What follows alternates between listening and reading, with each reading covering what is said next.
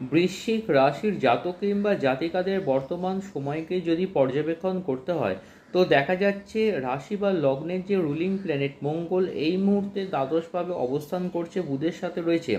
মঙ্গল যেহেতু দ্বাদশভাবে রয়েছে, শরীর ও স্বাস্থ্য নিয়ে বৃশ্চিক রাশির জাতক কিংবা জাতিকাদের বেশ সতর্ক থাকতে হবে। দ্বিতীয় ভাবের ওপরে বৃহস্পতির দৃষ্টি রয়েছে, আয়ের জায়গাটি এই মুহূর্তে বেশ শুভ।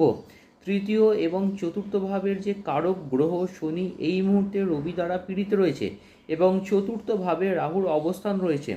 তাই বৃশ্চিক রাশির জাতক কিংবা জাতিকাদের জমি জমা সংক্রান্ত প্রবলেম থেকে বেশ সতর্ক থাকতে হবে। মাতার শরীর স্বাস্থ্য নিয়ে বেশ সতর্ক থাকতে হবে এবং যানবাহন থেকেও কিন্তু বেশ সতর্ক থাকতে হবে। গাড়ি ঘোড়া কিন্তু খুব সাবধানে চালাতে হবে।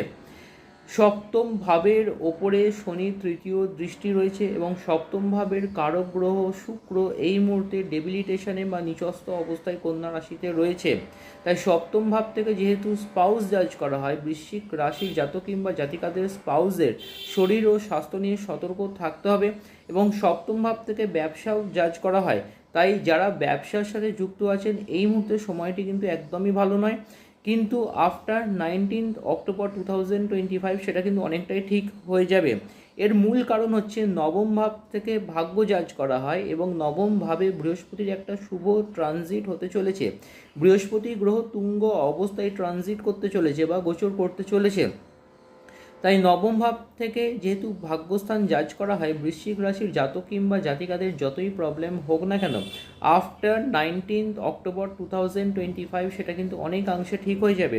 এবং সবথেকে ভালো ব্যাপার হলো যারা স্টুডেন্টস আছেন তাদের কিন্তু হায়ার স্টাডিজের জায়গাটি বেশ শুভ বলা যায়। দশম ভাবের কারক গ্রহ রবি এই মুহূর্তে পীড়িত অবস্থায় রয়েছে, শনি দ্বারা পীড়িত রয়েছে। দশম ভাব থেকে কর্ম জাজ করা হয় বা যশ খ্যাতি প্রতিপত্তি জাজ করা হয় বা প্রফেশনাল এনভায়রনমেন্ট জাজ করা হয়। দশম ভাবের কারক গ্রহ রবি যেহেতু পীড়িত রয়েছে, বৃশ্চিক রাশির জাতক কিংবা জাতিকাদের এই মুহূর্তে কর্মভাব কিন্তু বেশ অশুভ রয়েছে। বসের সাথে হঠাৎ হঠাৎ মতানৈক্য হতে পারে এবং আপনাদের দূরবর্তী জায়গায় কিন্তু ট্রান্সফার হয়ে যাওয়ার একটা সম্ভাবনা লক্ষ্য করা যাচ্ছে। বৃশ্চিক রাশির জাতক কিংবা জাতিকারা যেটা করতে পারেন সেটা হচ্ছে মা তারার ছবির সামনে একটি ঘিয়ের প্রদীপ জ্বালিয়ে প্রত্যহ মা তারার গায়ত্রী মন্ত্র 108 বার পাঠ করুন।